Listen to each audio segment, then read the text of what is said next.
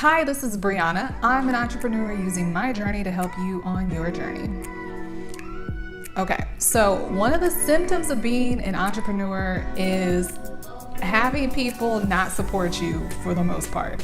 And by support, I mean they don't really ask about your vision, they're not involved, they're not invested, they don't encourage you, and they might even try to discourage you from what you plan on doing. So we're going to talk about those people and how to manage that type of energy as you're trying to get to the next level of your entrepreneurship and of the vision you have for yourself.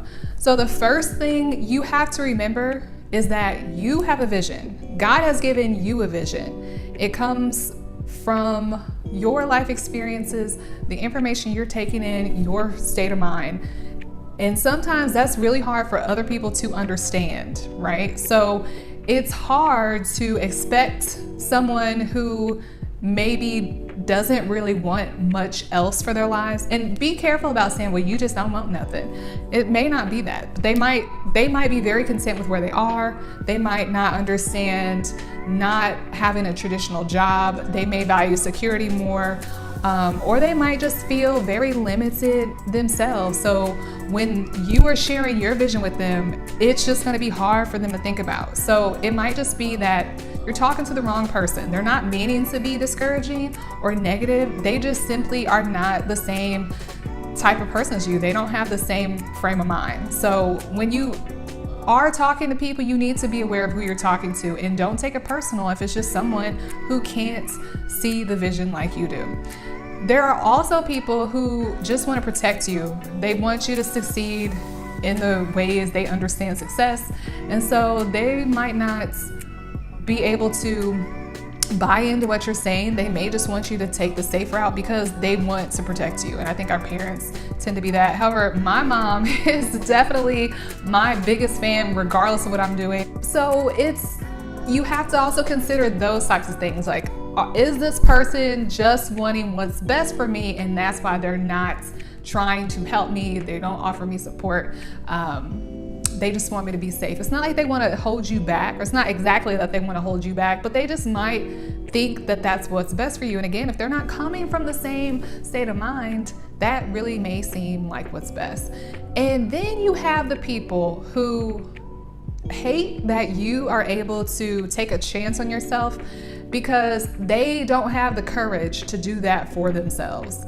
I don't want to say they're haters, but I guess technically they're haters, but I guess we should have compassion for those people. It feels great to look outside the box and be able to say, okay, this is what I want for my life and I'm gonna go get it.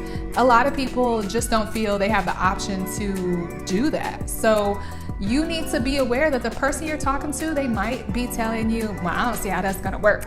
Or maybe you should just do this.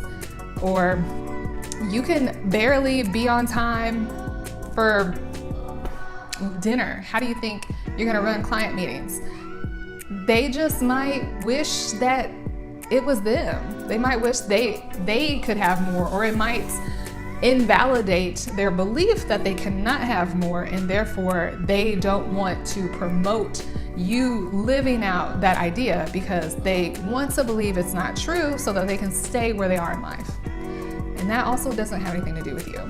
And then some people are just straight up haters and they don't want you to be successful. And it is what it is. Those people have other problems.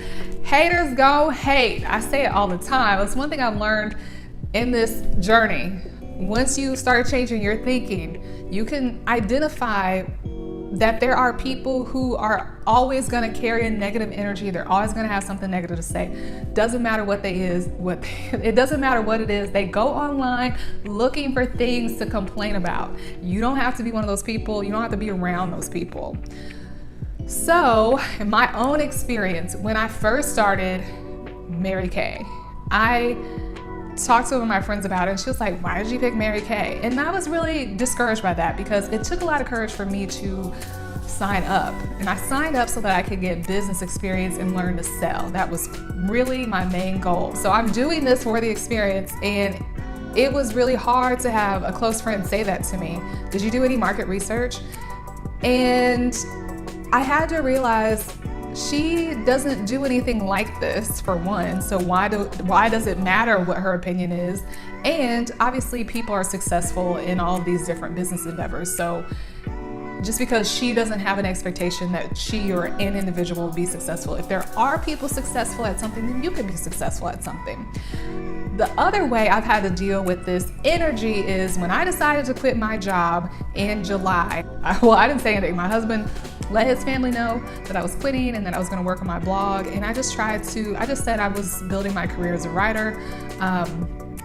But always just kind of knowing that people don't really feel like that's valid, that's hard. And especially moving back here and having to explain my vision to people over and over again makes me feel vulnerable. It makes me feel silly. It makes me feel like it just makes me feel like people don't respect me, which honestly gives me more of a fire, because I'm like, I want to get to a point of legitimacy where it's not just coming out of my mouth, it's tangible. You can see what I've produced. You can see the money that I've earned, and you know I'm legit, and you don't have to side-eye me. I want to get there more than ever after going through having to explain to people why I'm not working, because I'm fully capable of working. But that has also taught me that, it's taught me two things. One, each time I have to repeat my vision to somebody, it's validating to myself that this is my vision. It's clarifying my vision, it's defining my vision. So I should not be upset about that. The other part of that is each time I say it, I'm more convinced of it. And I'm declaring that this is what I'm gonna do. So in that sense, it's good that people keep questioning me. It's good that it doesn't make sense to people, because then I am forced to further articulate what it is that I want out of this experience and what I am expecting, what I am planning for my future. The second part of having to continually explain has shown me sometimes it's best just not to share. Just keep those thoughts, those plans to yourself, because some people have nothing constructive to say, and it's not going to benefit them or you to share your dream. Protect yourself by keeping it to yourself. Now, it's always good to put yourself out there and gain accountability, make your dreams real by sharing with others, but you need to know who are the people that are going to push you forward or even not impact you one way or another, and who are the people that are going to make you feel bad. Sometimes we're vulnerable in our vision, sometimes we're vulnerable where we are in our journey, and you need to be able to identify who is it that's going to hinder you, who is it that's going to make you feel bad and make you feel like you're not qualified to do what it is that you're trying to do, and avoid those people. At this point, I haven't been able to find a good group of people who are like-minded, but when I do find those people, it feels so good. Yesterday, we met with a pastor at the church that we used to go to and are now going back to. When we saw him our first Sunday back, he said, "I would love to catch up and get coffee with you guys." That was over a month ago, so we just met with him yesterday, and I was kind of telling him where I'm at and how God's been ordering my steps, and he came in with another idea. He took it to the next level, and I was surprised. That's a whole nother video. I guess once I get that next step, I'll make a video about it. But I felt, that sense of alignment. It feels so good to be with people who are in the same state of mind as you. And he said, "I affirm your vision." I affirm your vision. Who knew I even needed to hear that? But he said it.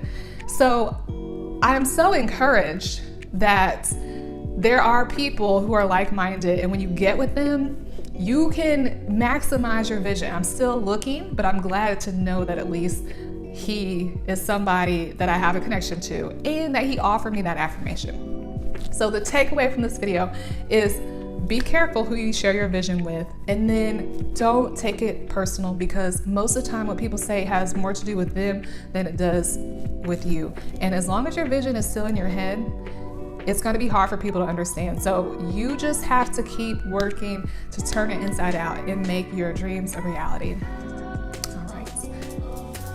Good luck.